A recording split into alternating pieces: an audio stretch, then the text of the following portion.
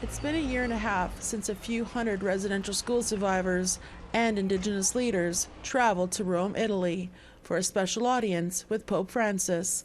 They were there to tell him about the horrors of residential school and the many abuses so many suffered.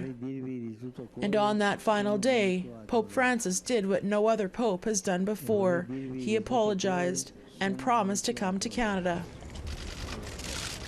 And 6 months later, here on a cold and rainy day in Musqueam, Alberta, hundreds of residential school survivors, their families and leaders gathered in the arbor to also hear those long-awaited words.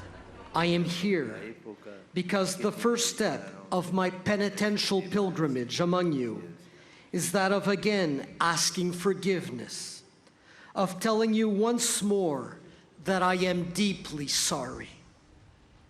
Sorry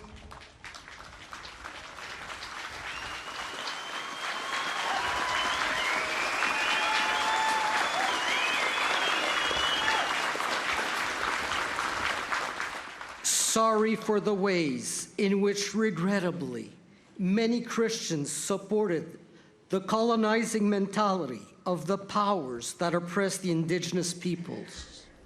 Emotions were high, as many here still struggle every single day with the immense trauma they endured while at those institutions.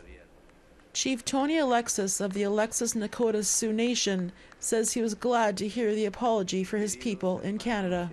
It gave them an opportunity, from what I hear anyway, that, it allowed them now to, okay, it's been validated, it really happened, it wasn't just something that was made up.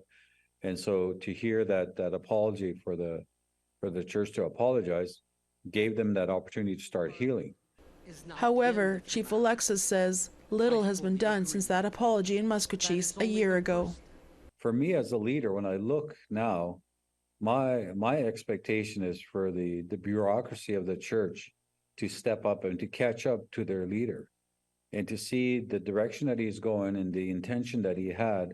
It was very clear. He wanted to reconcile and he wanted to, move in that direction and thinking about the people who were harmed. It's been a long time since I was down these trails. And for residential school survivor Simple Yon, who attended in Seashilt, says the abuse he endured while there still haunts him to this day.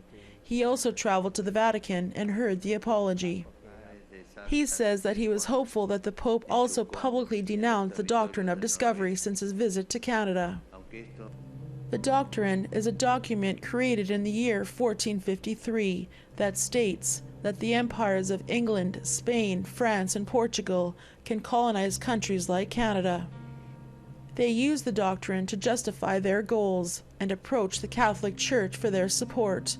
Pope Alexander V issued a papal bull stating that Indigenous people were not human nor Christian, and because they were not human, they did not have sovereignty over the land. Simple Yon says he wants the Church to go a step further and rescind the Doctrine. Destroy that doctrine of discovery.